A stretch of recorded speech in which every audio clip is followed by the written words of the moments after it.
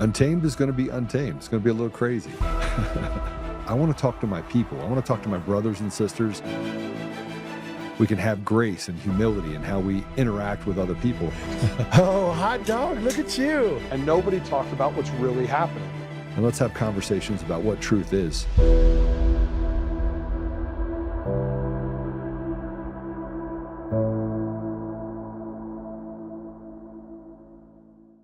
After Metro denied this man, Joshua Sanchez Lopez, a spot in the department's Alternatives to Incarceration program. Metro says Sanchez Lopez has a criminal history, including 35 arrests and visits to prison. After his most recent arrest earlier this year involving a stolen vehicle, Sanchez Lopez was back in Las Vegas Justice Court, where a judge set bail at $25,000, adding if Sanchez Lopez posted bond, he could get out of jail and essentially await trial on house arrest. But in the days afterward, Metro sent the court this letter saying Sanchez Lopez poses an unreasonable risk to public safety and will not be released. That risk, according to Metro, includes a past incident of evading officers. They point to these Snapchats of him with a gun, where he said he got, quote, chased again.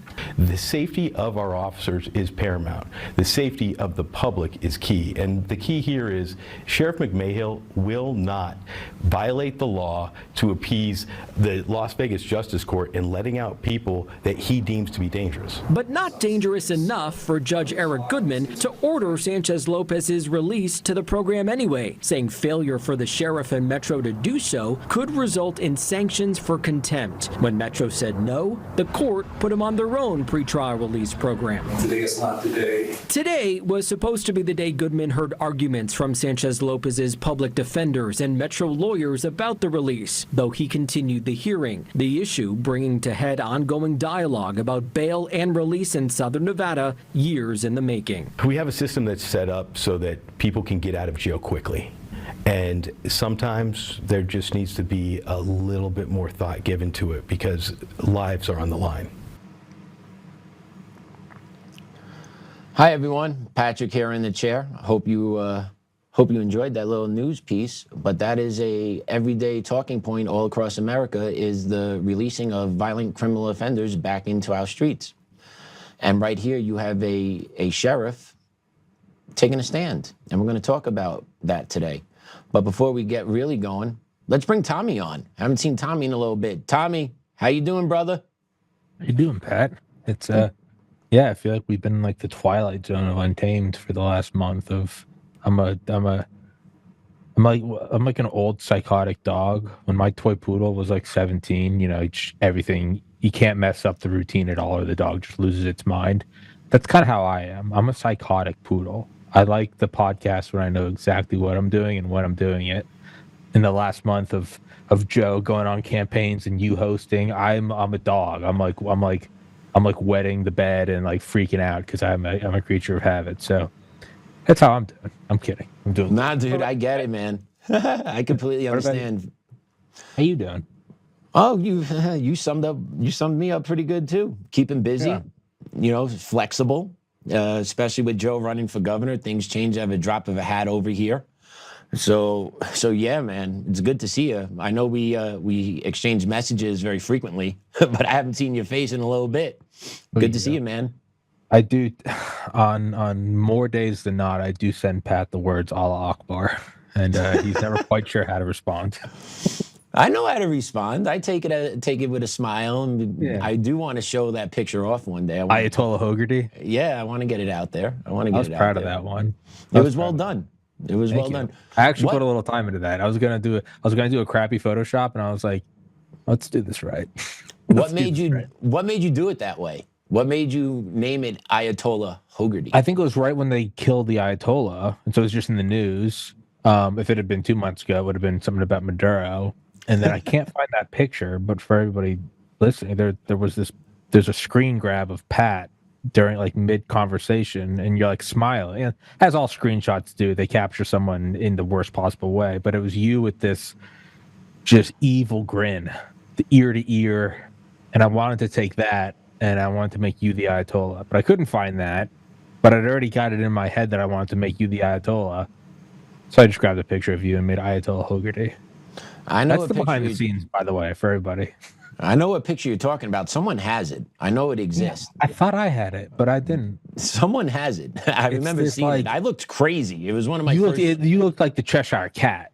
I had the wide eyes, like I'm a lib losing my mind on one of those TikTok videos. That was the least crazy part, though. It was the smile. It was like Joker smile.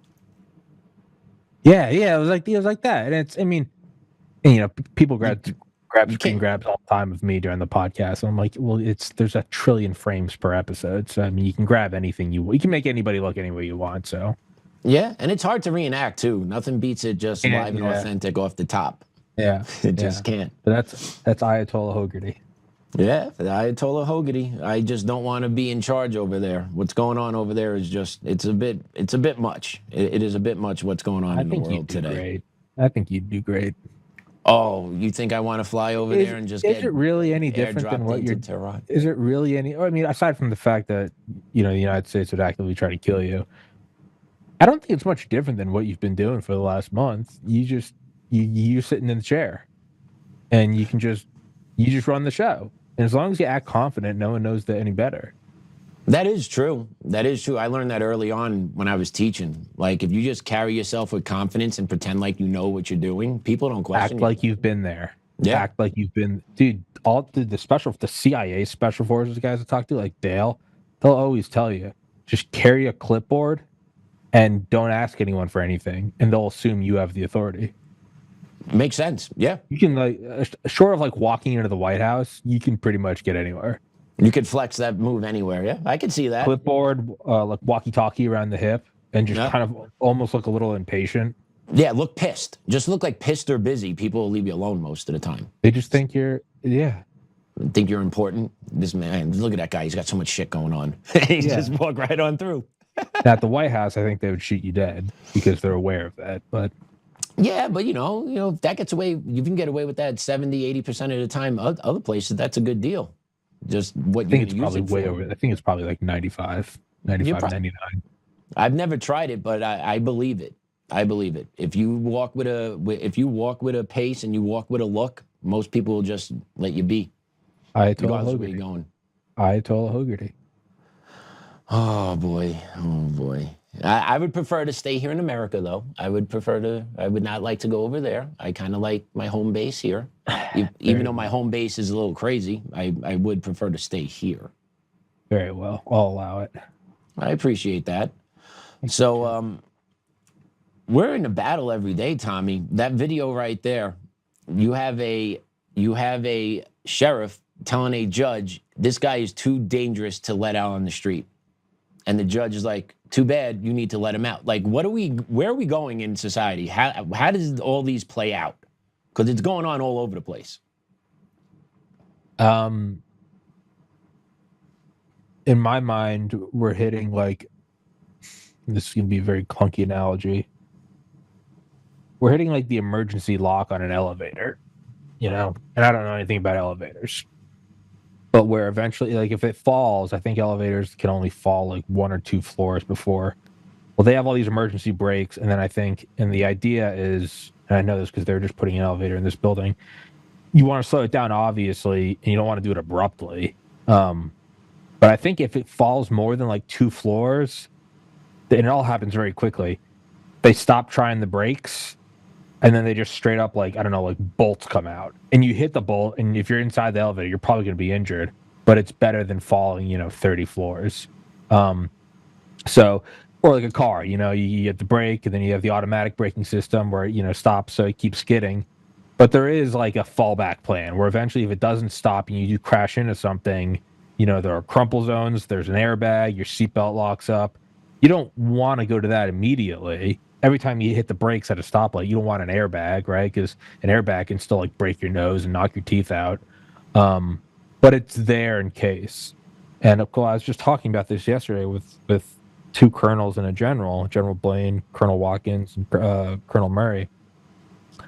That's kind of what we're sliding towards in their estimation. And we're at a point where it's like the slide's no longer stopping. It's just what's going to happen.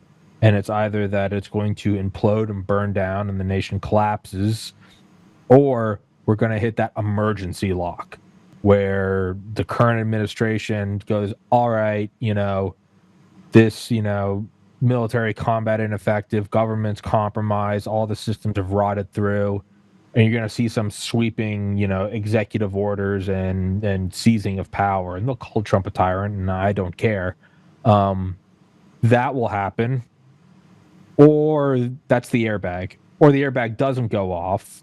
Trump doesn't have the balls to do it, hands over power to the Democrats, and then we just hit the wall without an airbag. But the point is for the last decade at least, closer to like the last 50 years, we've been sliding and hitting the brakes and stuff.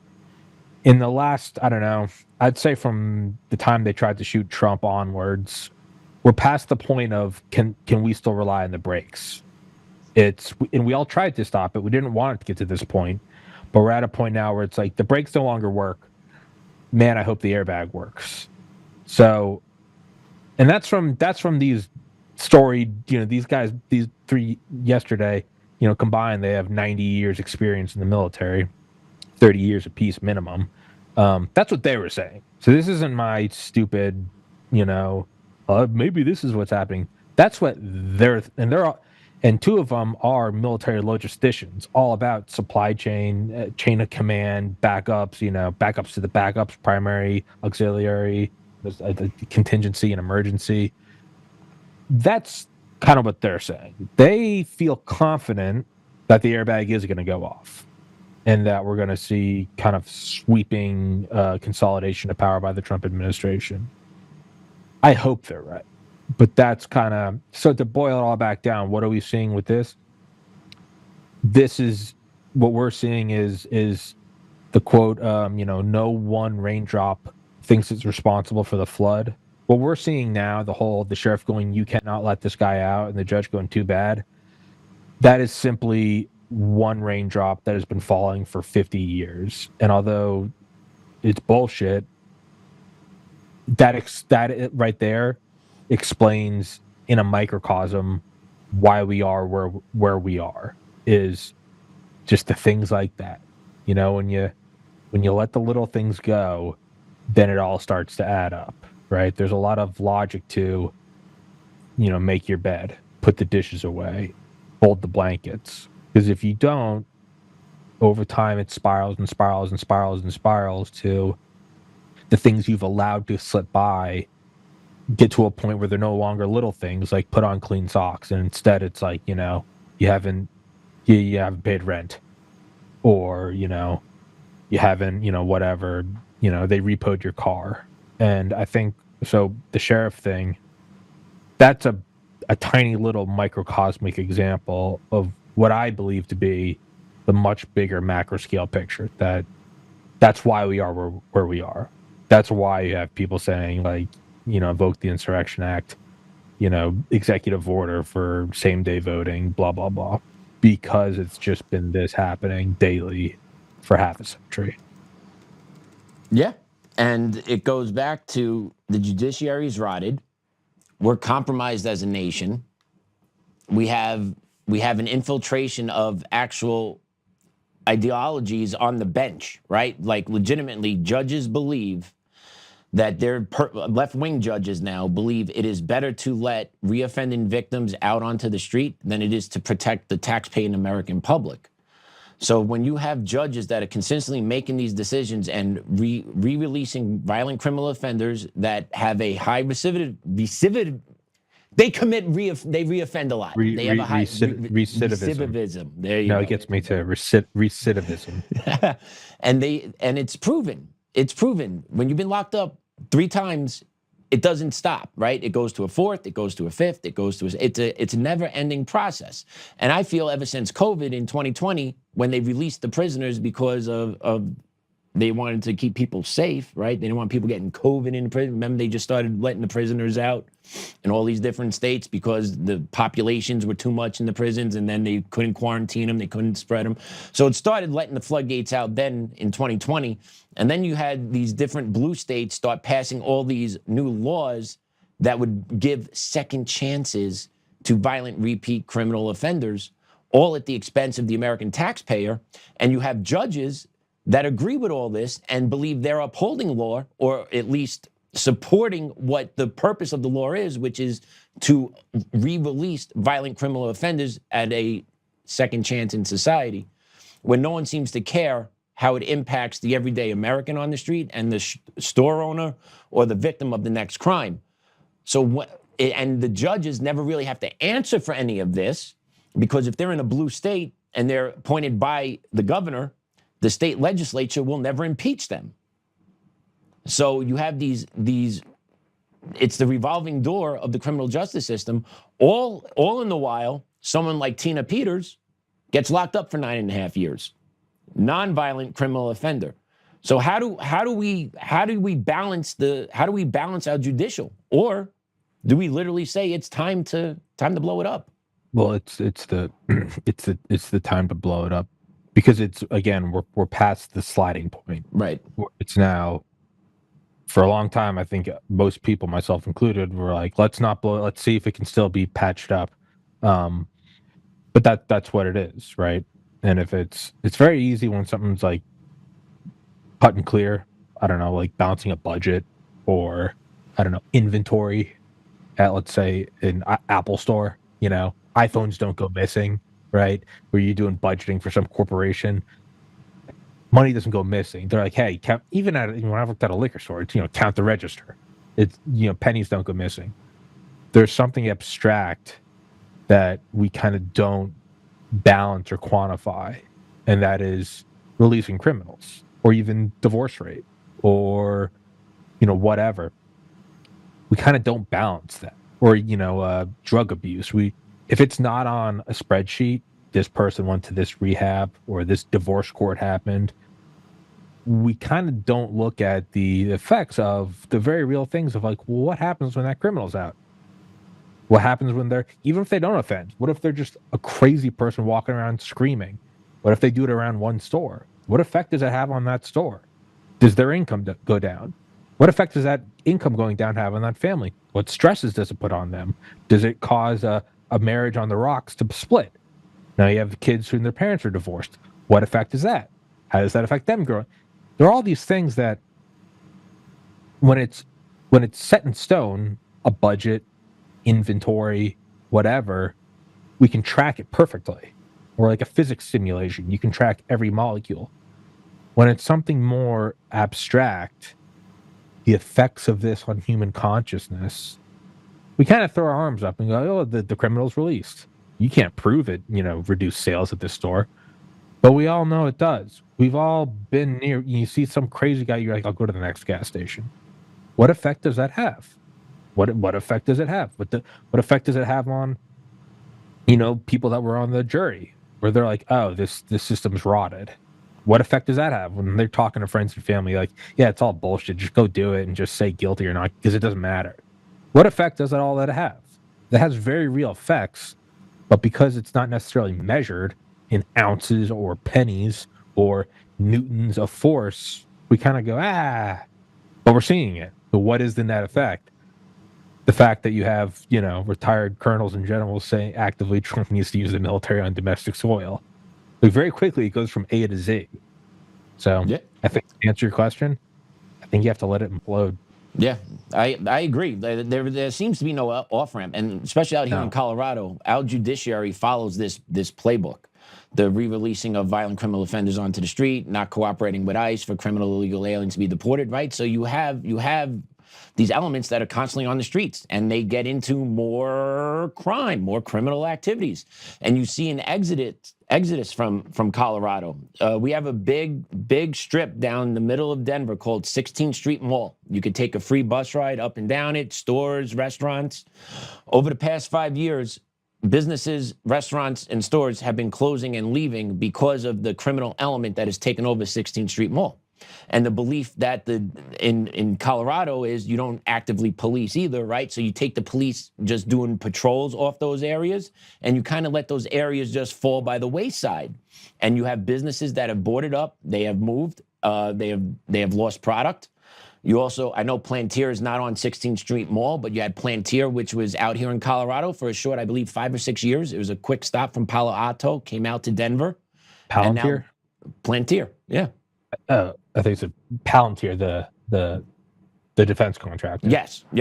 I'm sorry, I said Plantier, didn't I? Yeah, no, you're good. I was like, what's Palantir? No, you're good. Keep going. No, but they left 2 months ago. And it has to do with the actual what goes on in the state, legislatively, tax-wise, criminal-wise. Like, these businesses make these decisions, and their bottom line is affected.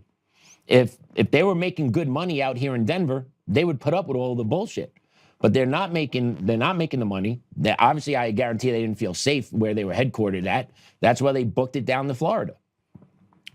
And there will be, like you were talking about, well, what's the impact of all these criminal? Well, we can't quantify it. You're right.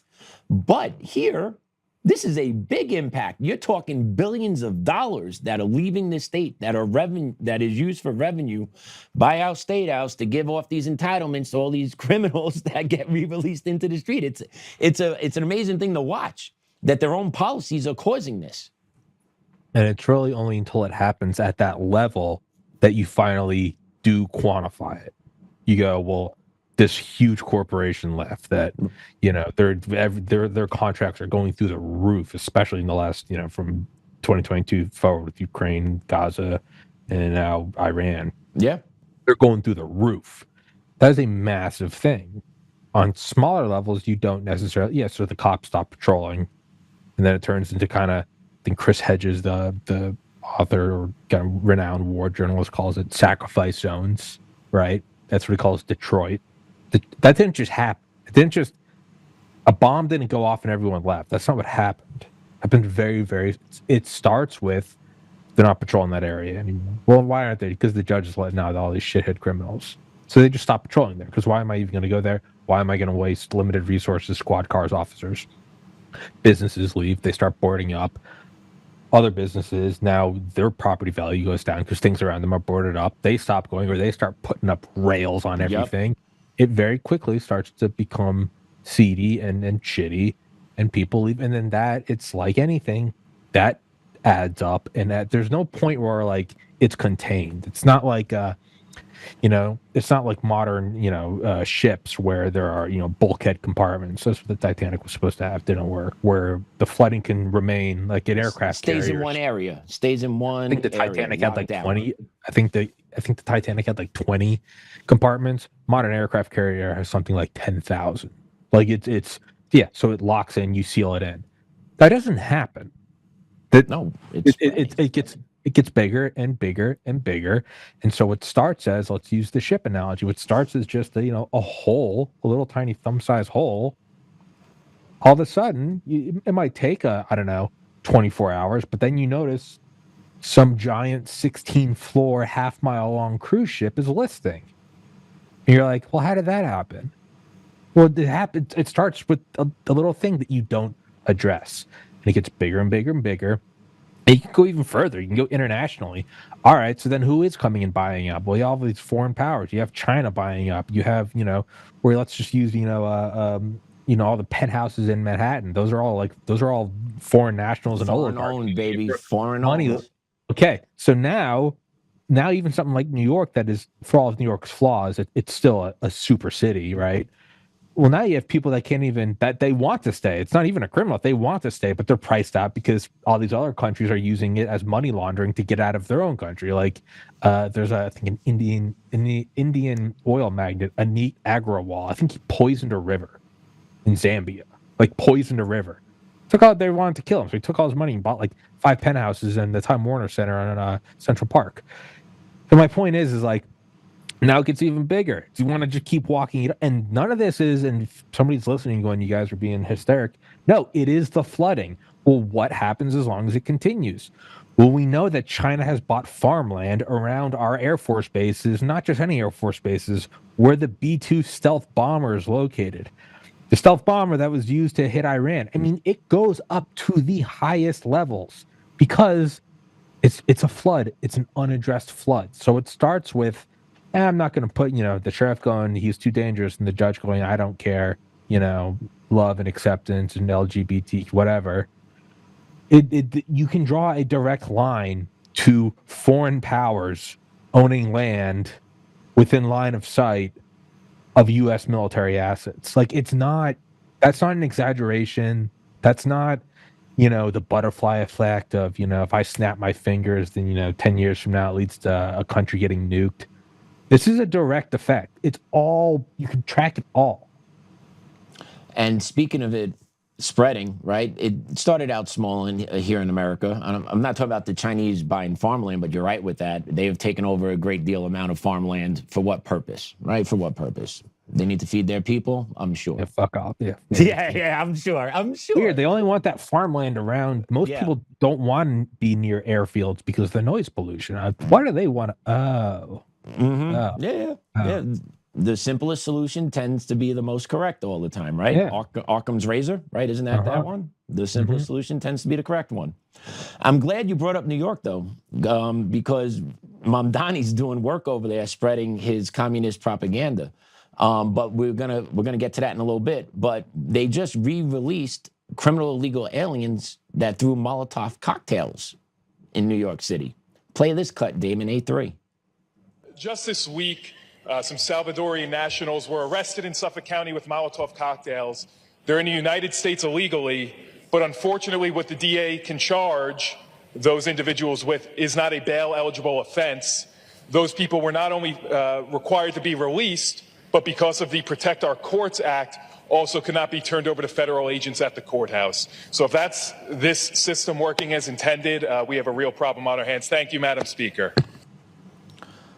So yeah, Suffolk County is on the tail end of Long Island, primarily Republican, but they still have their hands tied, where these 3 criminal illegal aliens basically just got released out of jail. They didn't have the ICE detainer, didn't have to because of the law that was passed, and the DA chose not to press charges. You're illegally throwing Molotov cocktails. But again, here we are. So that is the whole, you and Pat are saying that a boarded up CVS in Colorado leads to the Chinese spying on the stealth bomber. Take that clip we just looked at. How did we get here? Right. Did that just happen one day? Do you think that would happen under the watch of Thomas Jefferson? Do you think that would have happened under Eisenhower? No. Do you think that would have happened under H.W. Bush, Clinton? No. Okay. No. But how did we just get that title? Which is one of the ones where you do the double. I have a big TV behind me where I play video games at night, and every once in a while you get these little. It's Microsoft, so it's all bullshit. You get these unwanted news notifications that I never care. I don't care. I'm playing a video game, but every once in a while, because you see it the first 3 letters, it's so you grab your eye and you look at it, you go, what? It's not just like, well, Trump did this. It's normally something big. It's like Ayatollah dead, and you're like, oh, we're at war with Iran. Okay. That's one of those things that you go, hold on, what? Illegal El Salvadorian immigrants who can't be handed over to federal assets were re-released for throwing Molotov cocktails. Not even assault, from there, brother? Not a simple assault, not a fist, not robbery. Throwing, not even a gun. At least a gun, you could shoot someone and you take something. You can kind of understand. You go, okay, it's evil and illegal, but Molotov cocktail. What? Yeah. How do you get to that sentence to where, and to go one step further, the fact that you showed that to me 20 years ago, I think I would go, yeah, I need a source for that. The fact that no part of me, for all I know, that could be fake. That could be AI, what you just showed me. But it's so common that I don't even bat an eye at it because I go, yeah, it's probably true. All true, not AI. How do you get to there? Where does it start? You have to trace it back and go, because it didn't just happen. If this was the 1950s, those 3 kids would have been strung up, hung, and lit on fire themselves. Correct. But now it's just a blip in the news. So it's normal. It's become normalized. So how do we get to there? Right. Well, it's an unaddressed problem. And how do you peel that back, right? How do you not make that normal anymore? That's my concern. That's where I'm coming from. I'm concerned about the future of this country, and I'm concerned where what world my kids are going to be living in. And when you have shit like this that's just allowed to occur, you got to look around and question, be like, where are we going? And then how do you protect your kid to live in a society like this where there are no laws or no accountability for criminal illegal aliens, but there'll be accountability for you, white male American citizen? It just blows my mind, dude. And it frustrates me to the umpteenth degree. And yet there's a decent amount of people in this country that agree with that type of philosophy. And my wife and me were talking last night. She finally hit her breaking point, which I was so happy to hear. She has had it with liberals not being able to make the connection to what's happening in our society and what they support. She's like, I don't understand it. How do they not understand what they want and what they're getting, and they don't see it's what they actually are fighting for, and they don't think it's an issue? Like, my wife has had it. Like, she got lost.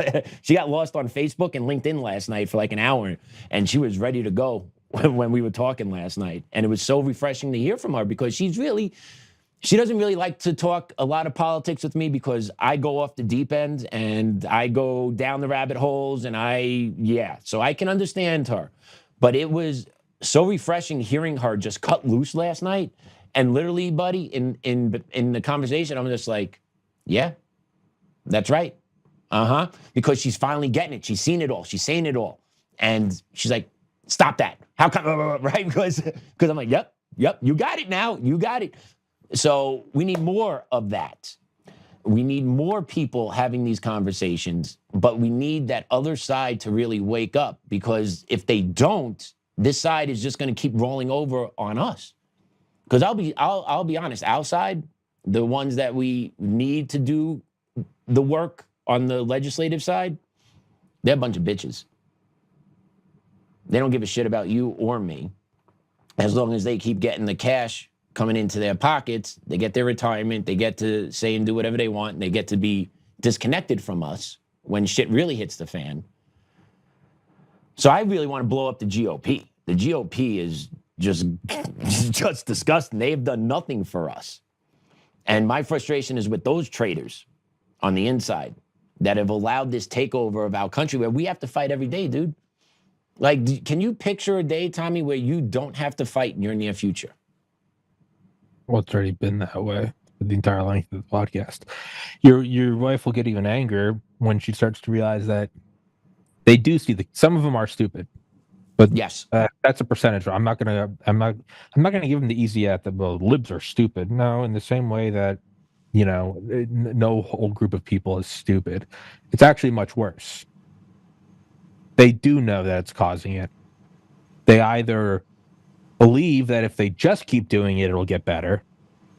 Or, and that's where you always have kind of James O'Keefe, you get them, or they truly do. They see it and they hate America. They think America needs to be taken down a peg. So those people, they see it and they know it and they like it because the white man, there's less of us.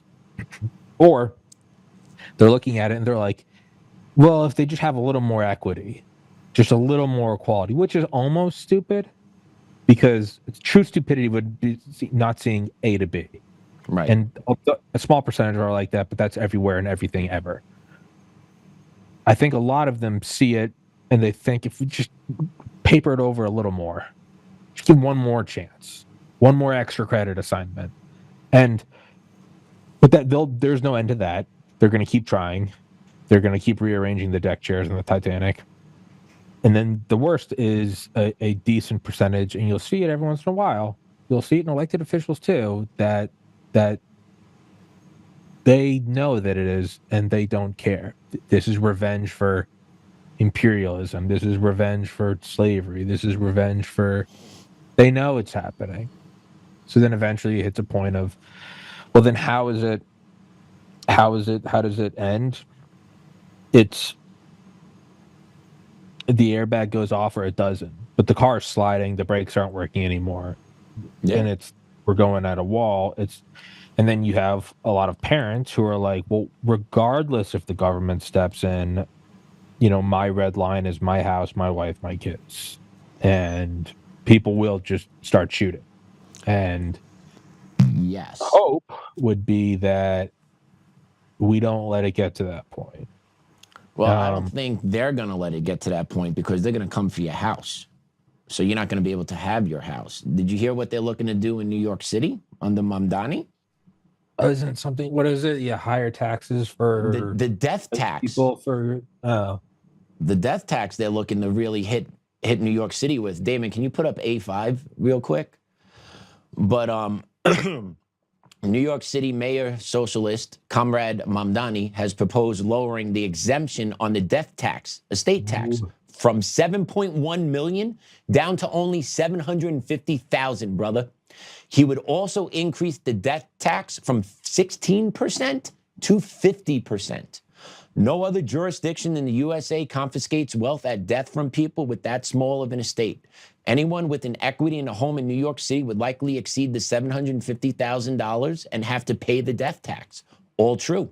There is a federal estate tax death for estate wealth that exceeds $15 million individuals. However, you can deduct other state and city estate taxes before paying the federal estate tax.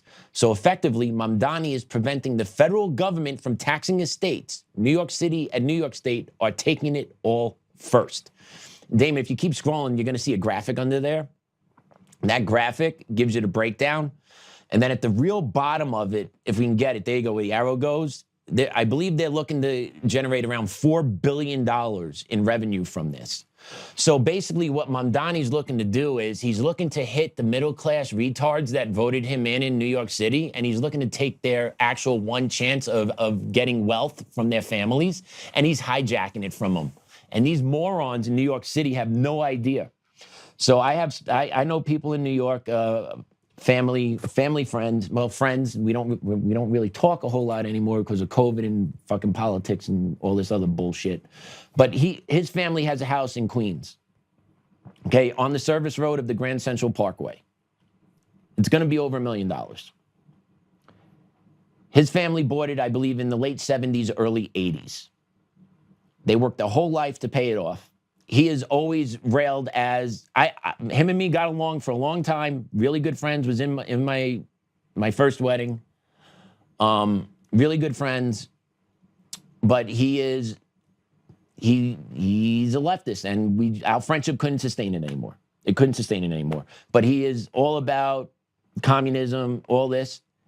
He's going to get screwed because his house that he's going to inherit from his family. That would probably be around, I would say, 1.5 to 2 mil. The city's going to come and take half of that off the top from him. So the political party and the people that he wanted to come into power because he believed he would benefit from them is now going to boomerang in his face and take 50% of the multi-million-dollar house that he's going to inherit from his parents when they pass. That's how communism works. And that's going to happen to pretty much everyone in the New York City area. All 5 boroughs, Brooklyn, Queens, Bronx, Staten Island, Manhattan, definitely. But like houses, you're not finding anything cheaper than $750 in the 5 boroughs. No way. And the city's ready there, pay me. And that's what they're going to do. And then all these little 20-something-year-olds that are in college or just finishing high school, starting their, life isn't fair, blah, blah, blah, I want. But mommy and daddy have a house. That's your nest egg. And then when mommy and daddy pass, that nest egg is going to get left to you and your family. So you'll have some money there. But now what you wanted is now going to come take that from you. How do you think that's going to make them feel? It's what we talked about earlier. It's the flooding. It's it's the unaddressed things. It's going to. Some are going to be smart enough to see it, and they're going to try to, liquidate their assets beforehand. Some are going to see it and think it doesn't belong. It's not going to affect them. Some will see it and they'll know it's going to affect them, but they're still true believers. Yep. And then some at the highest level would go, yeah, I don't really care because I've got multiple assets and that's one of my pieces of property. And those are the big fish. Those are I'll let them take 50% because I'm a billionaire. I've got assets in the city. I'm going to buy up this shit because I helped put this guy in office. That's the highest level. Yeah. Yeah, man, it's the ship is listing. And until you address what's happening, it's going to keep going. Yeah.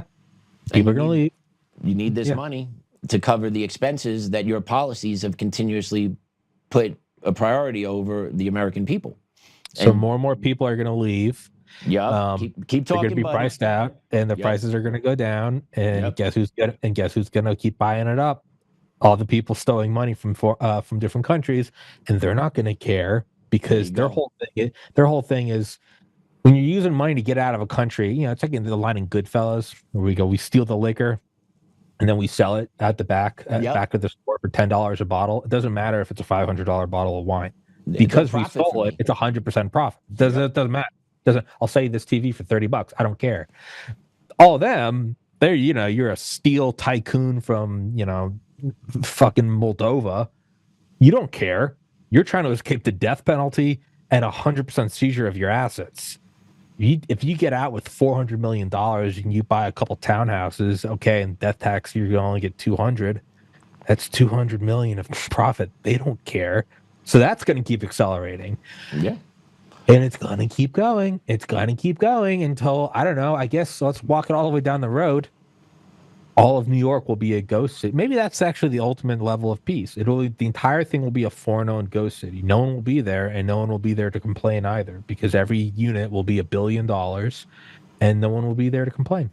I don't know. I don't know either, but I can speak to the part of buying these houses for cash. I have friends and family who live in Long Island. Some were trying to get houses a couple of years ago when they were just getting married, and they just constantly kept getting outbid by foreigners with cash. That's commonplace in Long Island, New York. There are foreigners that are just coming in with piles of cash and outbidding working class Americans that have lived in these communities for 30, 40 years, generations with families. They can't afford to buy the house because they're just getting outbid by cash. And that has to do with, illegal immigrants that came over. But a lot of this is actually the legal immigrants we brought over through the visa programs. They came over with cash in hand and just throwing it down. Oh, this is 700,000 right here. Here's 1.2 mil cash. No one turns that down. And I've known that happen to a friend of the family 2 different times, where they had an offer in and it came in over. Someone else, an outside buyer, came in with cash, and just boom. So yeah, that's going to happen in New York. That's going to happen in pretty much all major cities. It's going on. Yeah. And then us, you have a pile of cash anywhere, Tommy? I don't got a pile of cash. Not that I know of. Right? So like we're stuck with what we got, and then the government continuously taxes us, charges us fees, take every little bit they could possibly get from us, a little bit extra, where we can't move ahead. We can't jump up that next rung on the ladder. So yeah, it's the everyday battle for Americans, dude, and it sucks. So how do you fight back? So in the beginning, we talked about kind of the crime microcosm butterfly effect. Yeah. You're saying this butterfly, what's really sure, it's a huge thing, but let's just say you're zoomed out and you're like, okay, whatever, 7 million to 750,000. But this spirals out into what we just talked about. So that's another microcosm. So even the microcosms themselves are like different storms. Yeah. And then you have the immigration one where you have, I have 2 friends, one from Kosovo, Prince, and then one from Bulgaria, Ivan, and they both eventually got their green cards after like 7-8 years. Both great Americans, tax paying here legally, education, jobs. They are a net plus. You have people like them that are like, yeah, I have a lot of friends that are, they want to be American as much as me, but they're looking at it, they're like, it's going to take 10 years versus if you can be a literal, heroin dealer, rapist, and just walk over the southern border and get a phone. A lot of them are like, fuck that. I'm not even going to try. So you have all these different, and then that you can spiral that out, and you can walk that, 10 steps down the road into where does that go? You have all these different kind of storms of unaddressed crime, unaddressed, property pillaging, unaddressed immigration, all, foreign aid. You have all this shit. It brings us to this point of we're sliding. The brakes are no longer an option. It says the airbag going to deploy. And I think that's where we are. I think all of this kind of leads back up. These are all little streams trickling into the ocean. And so you and I are addressing like, Well, what about this? What about that? There are all these rivers coming down valleys and hills and mountains, and we're looking at the ocean. And it's like, well, this is where it all comes. And we're past the point of like, let's divert this stream or let's try to dam this up. That was a possibility for 50 years. There's no longer a possibility. And so now it's categorically different. With those, you'd be like, let's divert this stream, or let's build a little dam, or let's dig a a pressure release. Once you get to the point of ocean, none of those things apply. Not even scaled up. It's not like, well, let's build a bigger dam. It's completely different. Now it's like, do you have a boat? Like it is entirely different. It is, and so how do you deal with these things? How do you deal with, unchecked immigration? How do you deal with unchecked crime? How do you deal with just foreign nationals buying up land and, Mamdani just raping people's wealth? All those things, there are these little things along the roads that you could be like, well, you need to address that crime, or you need to maybe put protections on foreign investment. Now you're at the point where the answer is now completely unrecognizable. How do we deal with this stream? You build a boat. It's like, what? The response now is like, use the military to seize the federal government, like block off borders and start doing military tribunals. And it's like, huh? But we're at that point. We're at that point where you didn't get the little cut on your toe checked out. And so now it's 3 weeks later and you're kind of going, how did I get to the point where the surgeons are amputating my leg? And it's like, well, it was a long road of negligence. And so all my answer, kind of everything you're saying is we're at the point where it's like you can no longer plug up the hole in the bottom of the cruise ship. It has gotten so bad and has broken so many walls and compartments that it's categorically different. You now need to abandon ship. You now need to be rescued by the Coast Guard or a helicopter. That's where we are. We're so far down the road that things that you could have used early on, the cut leg, put Neosporin on it, wipe it with ethanol, take penicillin. We're now at the point where it's like none of that matters. The infection's in the bone. Cutting your leg off. Yep, the infection's in the bone. Take the leg off. Otherwise, so the point is, unless you die. Yeah. So the point is you get to a point where all of the little things along the road, it's not even that you can use them and just scale it up. Well, a bigger Band-Aid. It's like no, we're so far past that. What started as the cut on your toe is now like we're removing the leg, and do you have a will in case it doesn't work? Like, you're like, what? But that's where we are. So, Yeah, man. And you're right. Willful ignorance, not addressing problems for so long, right? The go along to get along mentality. We don't want to be enemies. We want to be friends. We still work here. We still kind of do the same thing together. I advocate for my people here. You advocate, but right? All that shit's gone. As General Holt, who I had on yesterday, always says though, and he is, he's deeply Christian, as am I, as I believe you are, is there's a silver lining. Is now it can't be ignored. And there is a simplicity to ignoring is no longer an option. Kicking the can down the road is no. When you're procrastinating in high school and you got a test, it's in a week. I'll study tomorrow. Okay, I'll study tomorrow. There is a clarity that comes to the last night. There's terror, but there's also a clarity of I can no longer play on my phone.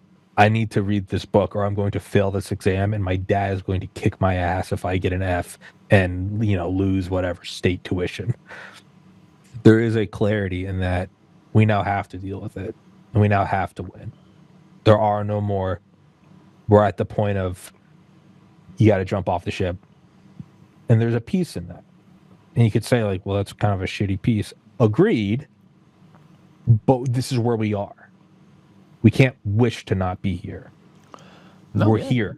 And so I do believe there's a clarity and a peace in going, there are no more Band-Aids, no more kicking the can down the road. We now have to address it. And, it is what it is. I wish we weren't here, but we are. So it's just, let's stop wishing and deal with it. And you can't put your head in the sand. You can't bury and pretend like none of this is happening. It's politics. And you could do that. He could have done that in the 70s and be like, I still got my job. In the 80s, it's just a bank bailout. 90s, it's just, whatever. It's just corruption. 2000s, it's, war on terror, civil liberties. It's 2010 bank bailouts. It's all right. It's just riots. It's just a bioweapon. You're at a point where it's like, hey, man, it's here.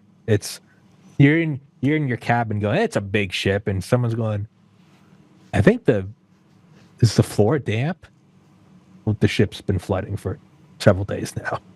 Like, I don't know. Like I was on the phone with a friend of mine last weekend. Actually, two of them. So there was three of us on a call from, I don't know, it was about a 2.5 hour phone call. It was late. It was a late Saturday night call. But one of them I haven't spoken to in a little bit. No, life's crazy, this, that, and the other thing. But we were talking, and he's talking about it. He works for TSA. He has about 6 years left for retirement, has a good nest egg for retirement. And then he started asking me about my life, where am I at with my lawsuit, retirement, this, that, and the other thing. And I'm like,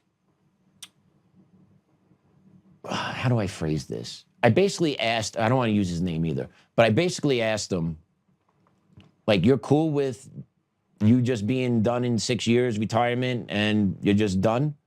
And he goes, yeah. And I'm talking to him. He has 3 kids. And his main concern is, give me my paycheck, give me my pension, and my kids are basically going to be on their own when I'm dead. So his mentality is he doesn't care what's happening right now as long as he keeps getting his paycheck and his pension. And I was going through the roof. I wasn't yelling him on the phone, but I was internally going through the roof because I'm like, you mother, like, do you understand what you're saying? They do. Do you know how selfish that sounds? Do you not give a shit what your kids could possibly be left with after you're gone? You don't give a shit that they'll have targets on their back because they're white Italians? And there's only 3 options, and they're all bad. He's too stupid to understand it, in which case he can't. He sees it, though. And okay, that's the option 1 is you're too stupid. Nope. The second option is you see it and you go, well, I already did my part. And the third is they actively enjoy it. Now, I'm not saying he enjoys it. That's kind of more communist subversion. He probably knows he's not. It sounds like he's not a stupid guy. He understands it. Well, then call what it is. It's cowardice at best, apathy at worst. What I would say to you, as your armchair psychologist, don't waste your limited energy on that. Write it off. He's accepted that.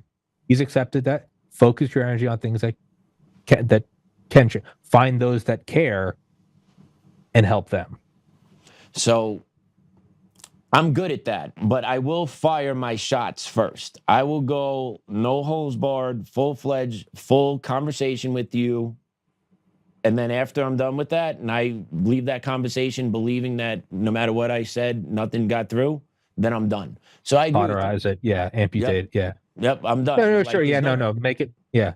And like, why? And I felt like it was my obligation to convince him to want to leave his kids in a better place, in a better position of society, in a better country than he actually cares. By the time and at that point, and why do I care? At this point, why are you being a father? Why are you convincing a father to be a father?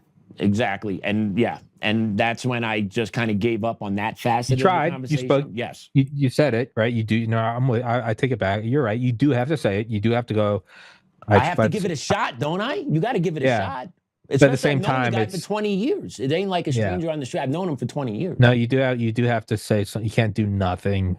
But you also have to understand, not write something off as a lost cause, because it's zero sum. You can't simply go, that's a lost cause. It's every ounce of energy you give to them is an ounce of energy that you are not giving to your wife, not giving to your kids, and not giving to Untamed, not giving to blah blah blah blah blah blah blah. So it is zero sum. It's not that. How can you disregard? It's the same counter argument to like, you're against immigrants. It's like, no, I'm against pulling opportunity away from the people that have lived here for 10 generations. Nope. I'm sure some people are. I'm sure there are some sick, twisted fucks on the right, just as there are on the left, that do look at this and they're like, I'm happy the immigrants are dying. Okay, screw them. That's a bad person. I don't find any joy or happiness in seeing, oh, there's a pregnant woman at the southern border. No part of me is like, ha, ha, ha, ha, ha. Right. I'm a human. I get it. But I also know that unchecked empathy is how we got here. Yes. So Yes. Do your thing, right? But no, no one I know is like, I'm just happy immigrants are suffering. No, they're like, hey man, how come the guy that just served 4 tours in Iraq, how come he can't afford a knee operation, but they can? That's what it is. It's not hatred towards them. It's going, no, somebody gets it, so I want it to be my guy. Correct. Excuse me, And there's thank you, no, Joe. I forget it's not my show. No, but you're right, dude. You're 100% right. And just that conversation really stuck with me over the past week or so, and just thinking like, how many other people feel the same way that are on our side, that are Republicans, that lean right, that believe in the right, supporting the right causes anyway, at least principle. Like, how many more people feel that way? And then when you have that type of belief and mentality, like you're on our side and we're constantly under attack, and you're not willing to fight for us, like shit, it just makes the job that much harder to try and steer the ship the right way. And that's where my frustration comes from, because I know what's coming down the pike. I've seen it. I've stared down the barrel of the gun from it. You know it. Joe knows it. Like, they play to win. They will play to end your life. They will play to end your career. They will cut you off, and they don't give a shit if you're sleeping on the street. I care. Worse, they want you on the street. Yeah, I care, and I don't want my kid to live that way when he's 20, 30, 40. Whenever I'm off this planet and he's on his own, I want to make sure I did my everything to make sure he is protected, insulated, and ready to kick the shit out of anything that comes for him. And I'm pissed that I know someone that is not doing this. And it's pissing me off now that I'm thinking about it even more. How many people and how many losers on our side think like this? And this is why we're in the position we're in, because there's gutless cowards on the other side that won't put their foot in the ground. Oh, I'm too tired. I don't care. I get my paycheck. I get my benefits. Piece of lazy shit. What about the people that dug in before you were here? How about the generation before that? Your father, your grandfather, what they put on the line. The greatest generation ever from the 30s and 40s, what they did to make sure we had a footing in today's society. And now we have people here in America say, oh, I'm just happy I get my check and my benefits. Screw you. Like, screw you. Get your ass off the couch, stop being a lazy shit, and get your ass in this goddamn fight. Because if you're not going to be in this fight, we're all going to get smoked. And that includes your kids. And if that doesn't wake you up, you're a piece of shit, lazy parent. Because the greatest gift ever given to me was my kid. And I'm going to give everything to that boy. And if that means them coming after me, so freaking be it.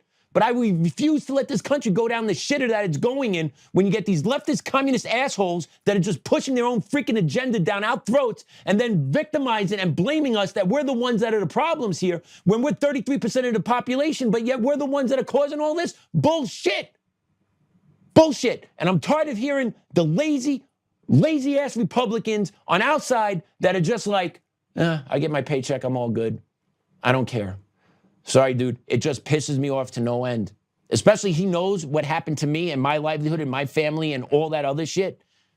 It's a fight that we all need to be in, especially if you know someone that's been impacted by it. Yeah, man, they're cancer. They know what it is.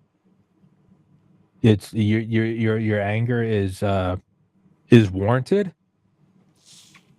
but I would say not well placed. I would say, hey, take it from me. Right? I've done the podcast 6+ years. For a long, long time, I was like, people just don't know what's wrong with this vaccine. And if I can get these doctors who have, a lot of them are, Dr. Aditi Bhargava from UCSF, she was on the Biden campaign. So I even went out to be like, well, maybe people are just going to turn away Republican doctors. So I went and purposely got liberal doctors, hoping that like, hey guys, this is kind of a, this is a bipartisan thing. And, she came on, she was talking about blood clots and all that stuff. What eventually dawned on me, and it took several hundred of these interviews for me to realize what you're realizing with your friend. Oh, there are some people that I helped, and they reached out to me and told me, hey, I didn't know, blah, blah, blah. Cool. A lot of them knew it, and they just don't care. And then I went through what you're going through. I went through like 6 months, maybe a year of episodes where I was just so angry. I'm like, there are babies having heart attacks, and and I'm having on the doctors, and it's straight up like they're bringing X-ray scans. Like, this isn't anecdotal. I'm having on like cardiothoracic surgeons. I'm having on neurosurgeons. I'm having on pathologists from Harvard, Stanford, Dartmouth, all this stuff, literally left and right, like Republican guys and left leaning people that were on the Biden campaign, that and not just random doctors, like they have the highest levels of credentials. Many of them held patents on mRNA vaccines. And I, like you're saying, we do have to say something. You can't say nothing, right? So I did my thing. I said my something. But after, God knows how many of these episodes, I finally realized that I did help some people, a decent amount of people, and I'm very proud of that. A lot of people know they're not stupid. They know exactly what I'm showing them. And they just don't. They go, it's the vaccine. What am I going to do against the government? And I'm like, and I would always say this. I'm like, I'm not asking you to pick up a rifle. I'm asking you to just share this. YouTube kicked me off. I'm on Rumble. Hey, you can share this. You can still some websites auto block Rumble links, but I'm like, you could still post a Rumble link on Facebook. I'm like, just do that. And they're like, yeah, but then I'm going to look like an anti-vaxxer. I'm like, here's an episode showing babies having a heart attacks. I'm asking you, I'm trying to meet you halfway. I'm not telling you that you got to support Trump. I'm not telling you that, you can't be LGBTQ. I'm not saying any of that. I'm not trying to fight you on climate change. I'm saying there are babies having heart attacks. And I feel like this is maybe something that we can all link hands on and go, babies, heart attacks, no good. Right. No.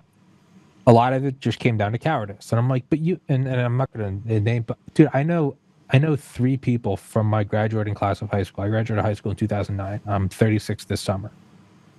3 people in December alone, all healthy, all athletic, dead from heart attacks, and their parents buried them. Those are real things. Those are not just a story on the side. That's a real thing. And it's been less than a year, and they're coming up on the first summer without their child. This winter will be the first Christmas without their child. And it's like, so my point is I did that, right? It's not some abstract thing where I'm screaming about save the whales and it's like, yeah, dude, shut up, whatever. It's as black and white as it gets. Babies, heart attacks, no good. And I would even tell people you can hate Trump. I don't care. Can we all agree on this? And a lot of them saw it and they didn't. Because of cowardice, not because they're stupid, but because of cowardice. And even now, I sporadically get something from a friend hey, don't say anything because I don't want to be but I remember so and so and so and so. And it turns out it was a huge blood clot, and you were right, man. And I'm always like, hey, don't. I'm happy, whatever helps somebody.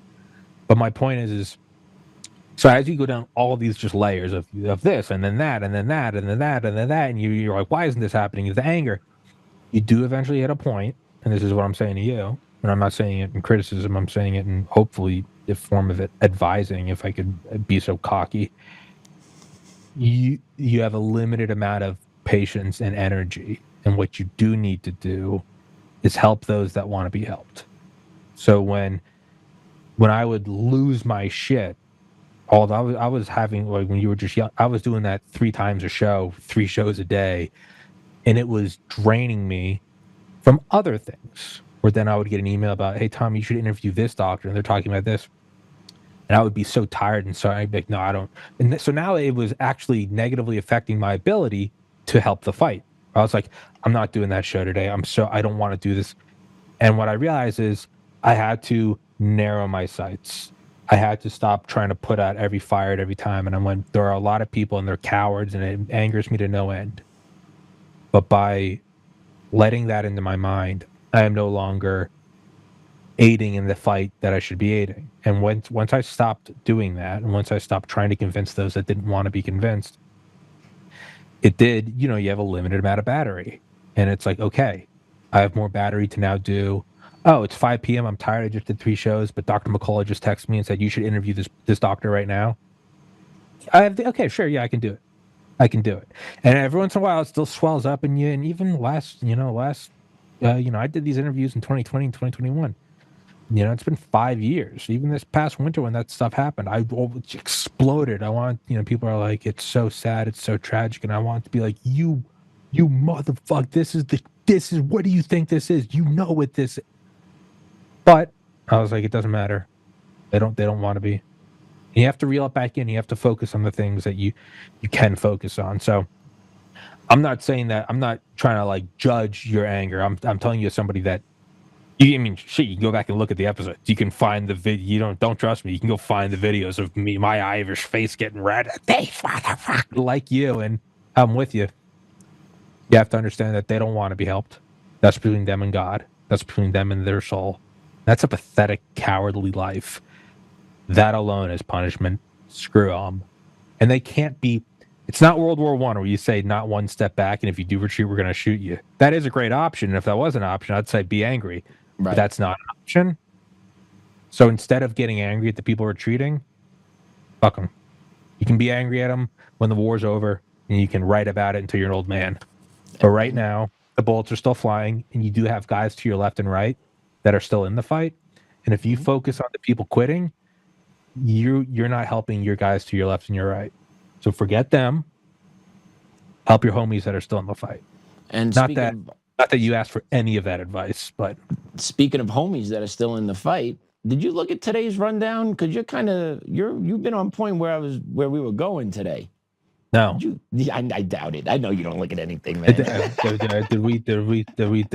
I address something? Dude, you played us right into Mamdani in New York. You're playing us right into how we combat this shit. Right? Oh, I do look at it all. I do look at it all, and I never let you know. Yeah, No, I didn't. Maybe, but you're doing a great job. You're going to have me guessing, because we have a father in Maine that is suing his kid's high school district because there's no Pledge of Allegiance at the school, Tommy. Play this cut, Damon B1. Right. Now not every student has to participate, of course, but under the law and the Falmouth District's own policy, the schools must provide an opportunity to recite the Pledge of Allegiance. But according to the lawsuit, this family claims that Falmouth High School no longer provides that opportunity. I pledge allegiance to the flag of the United States of America. The Pledge of Allegiance is often recited at the start of a school day, civic meeting, or veteran assembly. Falmouth Elementary School recites the pledge on school days. So does Falmouth Middle School. But according to a lawsuit filed by Christopher Hickey on behalf of his 10th grade son, the high school no longer provides an opportunity to recite the pledge. The family declined to speak with us, but his son's sworn affidavit says the school has never provided an opportunity for me or my classmates to recite the Pledge of Allegiance during the school day. Mr. Hickey's suit alleges his son and other students are being deprived of engaging in this patriotic exercise, affecting their civic education. Local Army veterans we spoke with agree. Our students don't get enough citizenship instruction, and that's the least they can do, I think. It represents so much to not only veterans, but the entire community in our country, and so I don't see any bad in it, only good. I think that you should always do the Pledge of Allegiance in the high school. It's what makes America America. It's part of being pride in our country. So, Tommy, aren't you in Maine? I am. Do you know that high school? No. I recognize Falmouth. I recognize the name. Okay. So yeah, buddy. This is a common thing throughout all schools, mainly the secondary schools in America. Like the schools I've worked at, one school did not do the Pledge of Allegiance, and the other one did do the Pledge of Allegiance, but it was kind of, if you want to do it, do it. If you don't want to do it, go about your day. So you had chaos, people walking in the halls, and there was no point of trying to make everyone stop and just take that 45 seconds to reflect that you are in the greatest country in the world. But it's a war that goes on within the school system. It's purposely being done because if you start making people recite the Pledge of Allegiance, that's actually harmful, Tommy. Did you know that? Did you know saying the Pledge of Allegiance is harmful? Again, I look at this back to the whole, we're at the base of the mountain looking at all the rivers from all the mountains hitting the ocean. I kind of take this as just, we're pointing to another river. And it's important to look at. I'm not saying it's not. But this is like how the entire conversation you and I have had today. I look at this as we're looking at different rivers. The first rivers we're talking about, not, the sheriff saying that this guy is too violent. The next rivers being, the estate or the death tax and foreign investment. The next is, people putting their heads in the sand and now we're looking at, Pledge of Allegiance and not respecting and not even, although I'm with you, it is the greatest nation, is just in general loving your nation. Doesn't matter where you are. Like just loving your nation. Patriotism. You would expect that from someone from Canada to love their country. because if it doesn't, then that is another symptom. And I'm not saying that you have to buy into blind national. I'm not saying any of that. What I'm saying is when you don't, this is just another river. So you and I are standing at the base of these mountains, and you got a laser pointer, and you're pointing at that river and that river and that river. And my answer to all of them is the same: they're all rivers. And once you see them as these are all symptoms of the same thing, and it's degradation of the country, and not organically. Maybe there's some organically, right? Some people are just naturally lazy. They're not trying to sabotage their family. They're just naturally lazy pieces of shit. Yeah. And then there's active degradation, right? We know Marxist subversion. It's what you do. It's part of warfare. But then you have the people here that are not fighting back. So these are all different things of like, there's a river, and that one was formed by rain, and there's a river, and that one's actually man-made. There's a water, they have a pipe, it's piping it in. And we can look at all these different rivers, we can say whether it's organic or not, whether it's man-made or not, but eventually comes down to, what are we going to do about it? And we had all these points where we could have stopped it, and we now can't. So we're now at this point of now, how are we going to deal with the big body of water that we're in? And so I look at all of this as just another leaf on the same tree. It's degradation of the country. It's degradation of the things you love. It's degradation of priority of people who are here first. I saw a great quote. What was it? Not segregation. It was I think prejudice, bias. That is the very basis of our world. It's you're not granted the right to reproduce. That's Darwinian selection. Like that is the very basis of our world. To me, these are all symptoms, organic or man-made, of the degradation of this plot of land that we call our home, and then the unwillingness to fight by a section of the people here who are not actively aiding in its degradation. So, Pledge of Allegiance, or the price of a penthouse in Manhattan, or the street you mentioned in Colorado with the boarded up.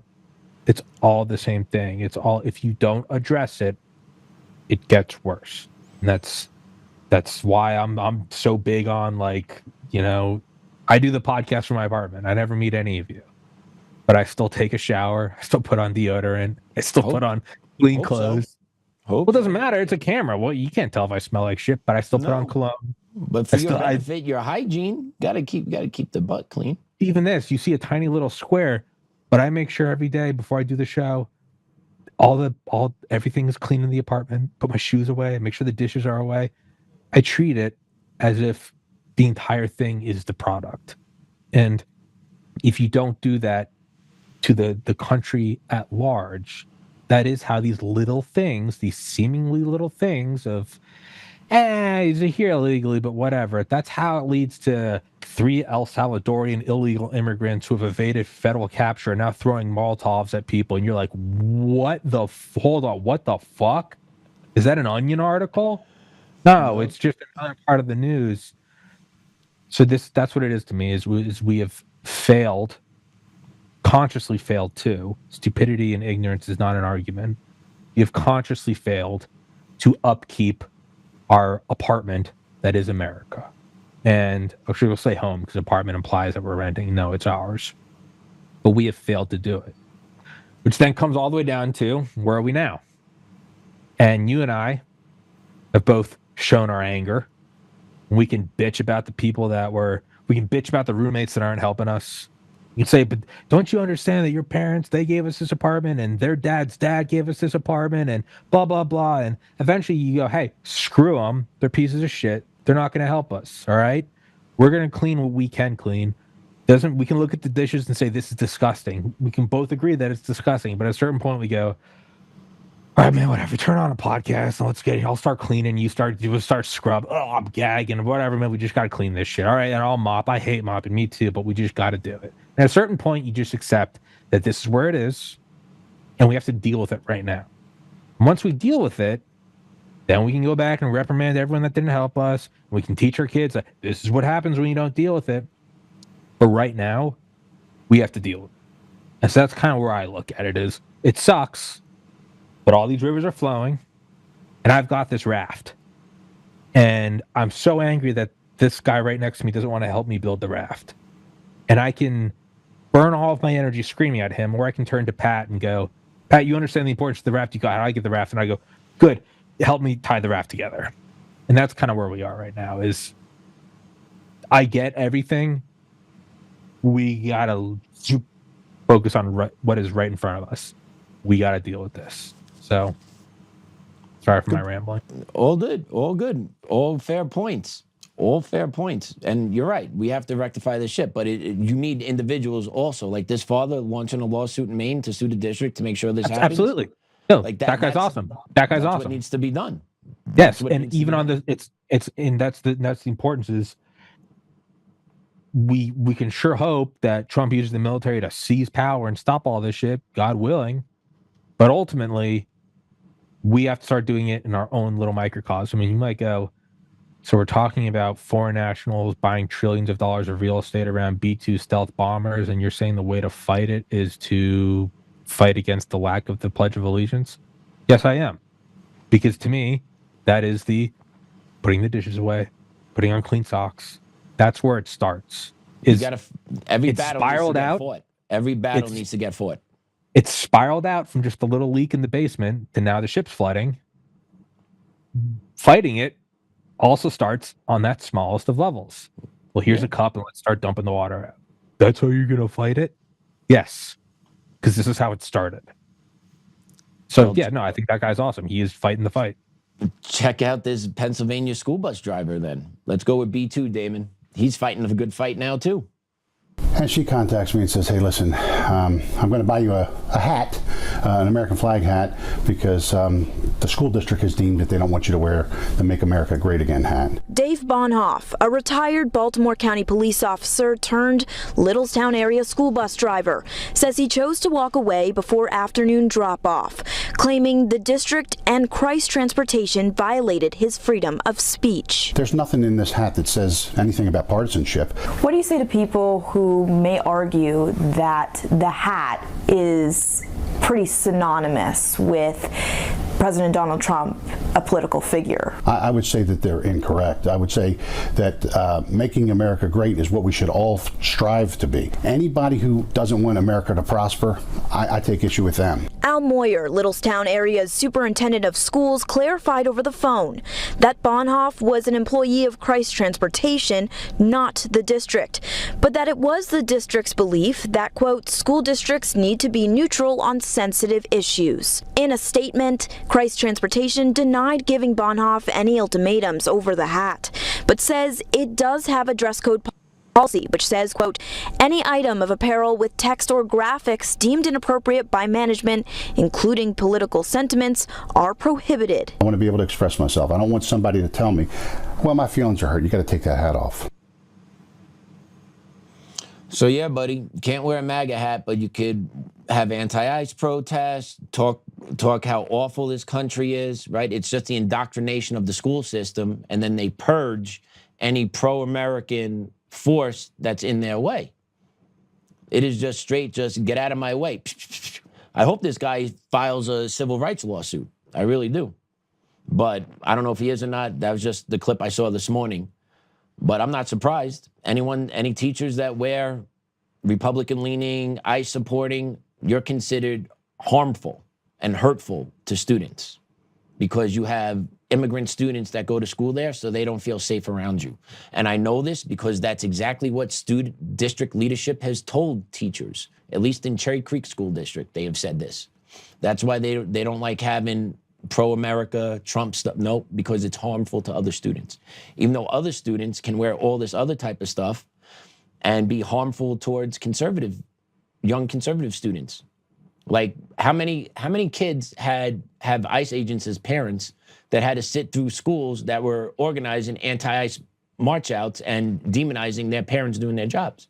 But that's okay. Those feelings can get hurt. Those kids can get trampled on.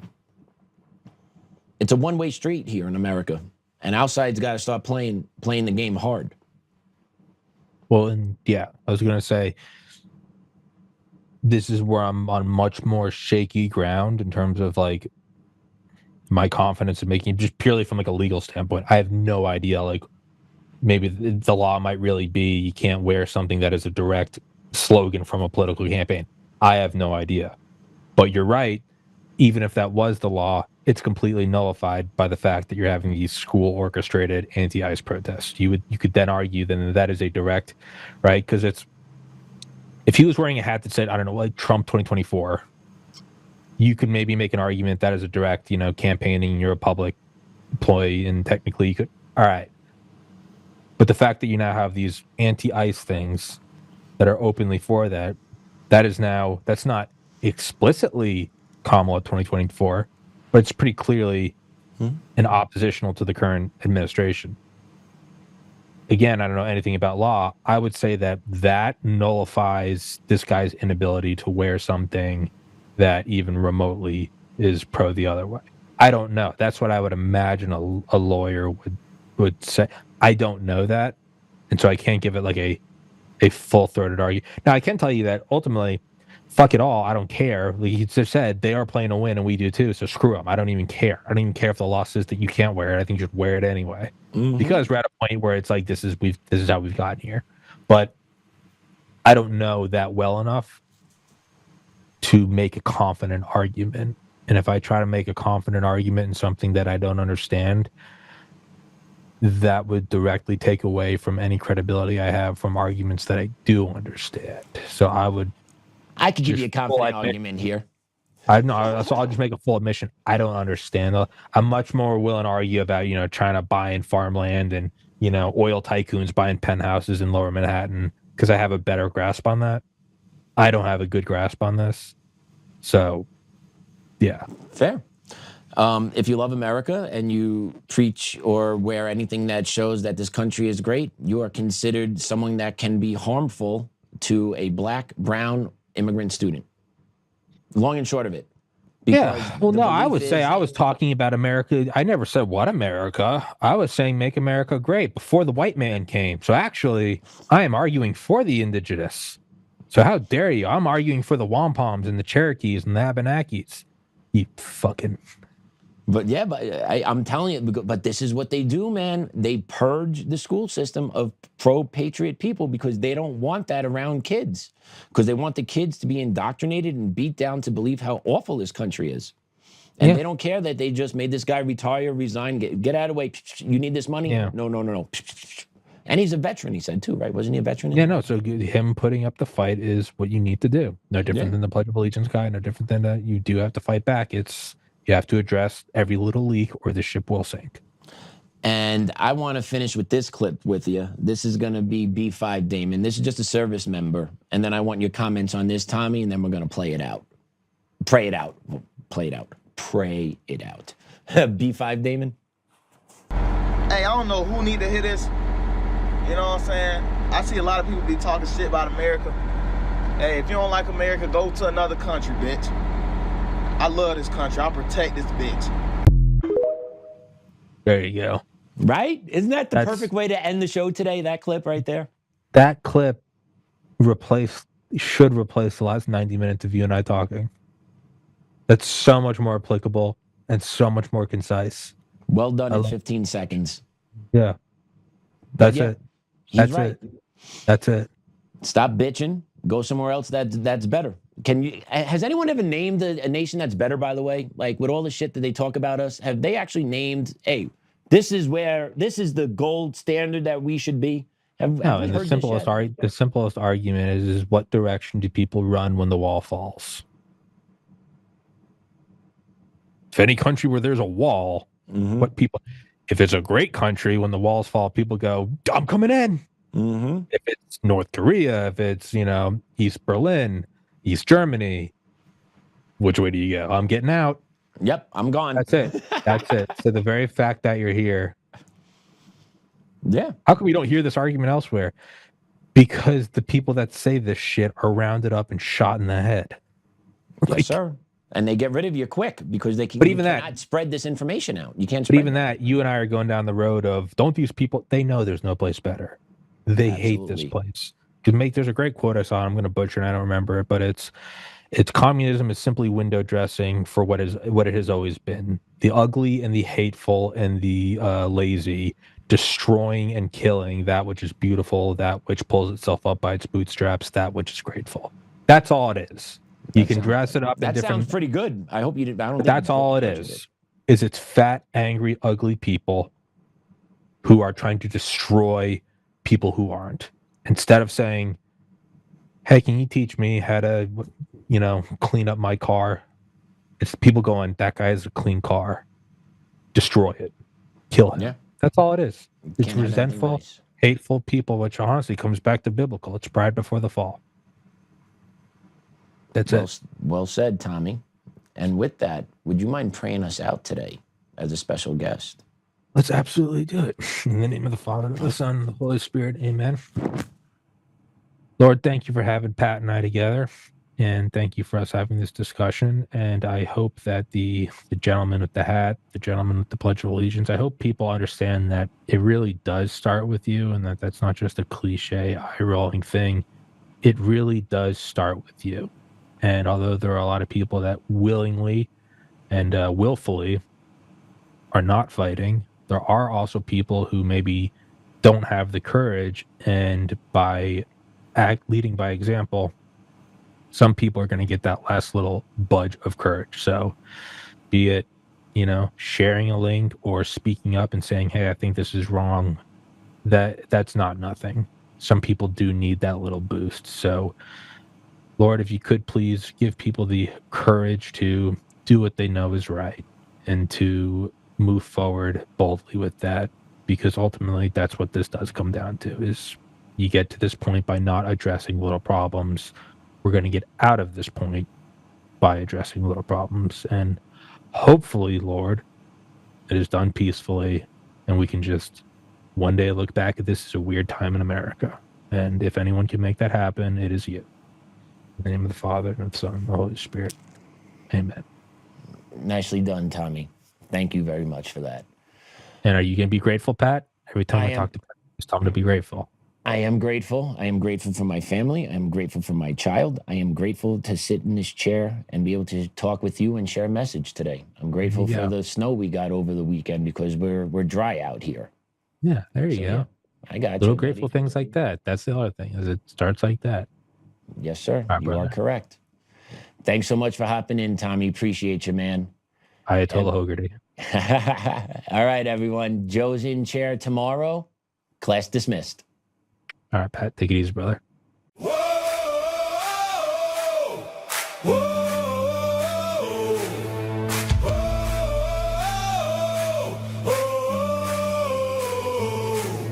Rising from the fight for the forgotten and the free, exposing rigged machines, Kuma's lies, Dominion's deceit, pays a grand each day, shielding truth from corrupt Hall, but he won't back down, standing tall through it all. Hart and Tina Peters break the chains that bind her tight, hand count votes and one day bring the fraud to light. No more mailing scams, no machines to steal the night, restore the people's voice, make Colorado right. Governor Oltmann, lead us bold and true, badass for the have-nots, fighting through and through. Abolish property tax, cut the tolls away, shrink the bloated state, let the people have their say. It's our rally call, truth and freedom rise and watch the tyrants fall. Untamed Colorado, strong and proud, we'll be one man for the people, set our great state free. Help the single moms, bring back trade school strong, opportunity for youth, where the brave belong. Audit every NGO, ban the wolves that roam, reclaim our stolen land, bring the power home. Eric Kuma's fraud, Dominion's rigged design, expose the stolen votes, cross the dangerous line. No more victimhood, no chains on you and me. He's running for governor for real liberty. Smash the fraud machine, pardon heroes jailed for the have-nots. Rising truth will never fail. One warrior defies the corrupt elite. Colorado reborn, strong on our feet. Governor Oltmann, lead us bold and true. Badass for the have-nots, fight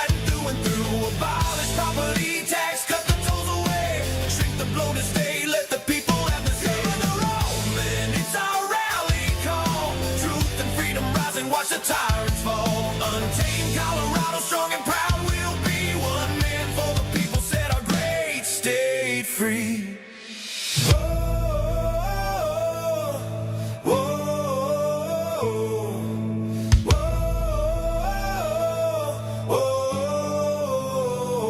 Governor Oltmann, lead us bold and true. Governor Oltmann, freedom forever, Colorado, rise.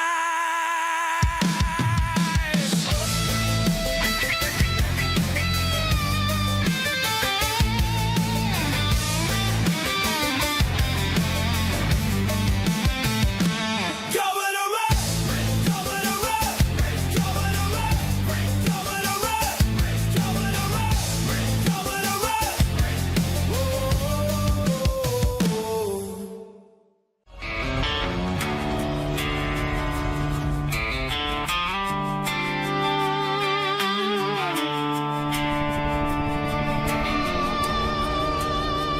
rise up, untamed. In the heart of the fire where the wild ones roam, Joe Oltmann's calling, bringing truth back home. From conservative daily to this untamed fire, we shatter the silence, lifting spirits higher. No chains can hold us, no lies can prevail. Authentic and fearless on this rugged trail. Patriots gather under stars and stripes. Untamed nation, igniting the night. Untamed nation, let the truth roll out in this land of the free. Standing proud from sea to shining sea, we won't back down. Catch the fire, wear the crown. Untamed nation, it's our battle song, motivating hearts where the brave belong. Yeah, untamed and wild, forever strong. Play it again all night long.